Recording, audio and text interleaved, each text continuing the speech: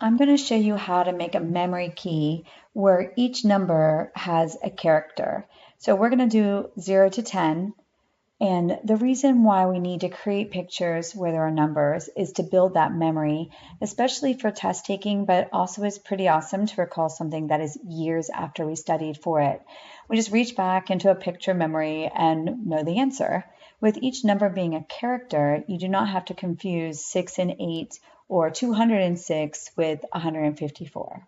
So let's get started, and we're going to build our numbers on a theme. And this example, we're going to do camping. So let's go ahead and put that up there. Our theme is camping. And let's put a couple of numbers up there. We're going to go 0 through 10. So we're going to start with 0, and then 1, 2. Let's put 3 on there. So 0, 1, 2, 3. So let's do 0 with a life preserver. So it's usually just a little circle, big circle there. And let's just draw some ropes coming around. So it gets thrown out to somebody as a life preserver. I wouldn't draw any lines going away from the life preserver because you don't want it to look like something different than a 0. And so now we have 1, which is a stick, so that's pretty simple. It just kind of looks a little bit like that. And then we have shoes. Let's see, I can do these justice. Let me have it where the feet go. A couple of shoelaces. It's a big shoelace. Yeah, so there's your, just color that in so you don't get misunderstand what that is. Shoes, great. And then we got a tree.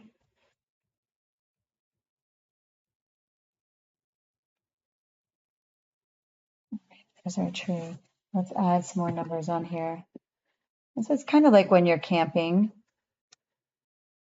1, 2, 3, let's do 4, 5. We have a sail. I like the one for sail because you have a little boat and then you have this sail that looks just like a 4. And then on 5, beehive. Kind of, you can also draw like a little tree thing going on with a little branch so you know what it is. I think there's like a little hole down here. Winnie the Pooh used to get the bee honey. Okay, kind of like a beehive there. And let's go 6, 7. And these are my actual ones I use for board testing for camping. We have a little baby chick. And I can still remember these pictures too, which is kind of cool. Draw, I don't know, some feather there. And then maybe a little kind of a baby beak and some eyes. A little curly like babies have.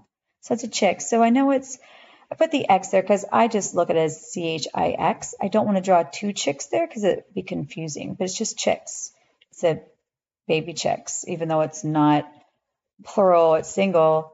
The more you practice them, the more it'll just, as soon as you see the number 6, you're just going to draw, or a bird, you're just going to draw number 6 on there. You'll know it's a 6.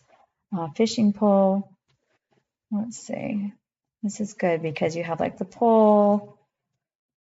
And then up here, you're going to have a line that kind of casts out like a 7. So there's your 7. And let's just draw, maybe a little, maybe a fish hanging on it. And repetition gets you there, but there's your 7. And then a gate. Lots of camping places have gates, so let's do that. And then that, and I'll put the other entry to the gate there. When it swings open, and let's do a, there we go, maybe a little a latch there. So you know that's a gate. And then let's have 9 and 10. So 9 is just a simple sign. It just rhymes and it just works for me. So I just usually would just put a 9 in there, or I ended up just drawing a sign. And sometimes I could add, if I put that sign, just the outline of the sign, and then I could also just draw like a heart in there. And then there was 9 something of a heart, whatever I was studying for. So let's just draw a little ground here. So it's just a sign in the ground. Okay, and 10, that seems pretty clear. For tent, let's draw some ground things here.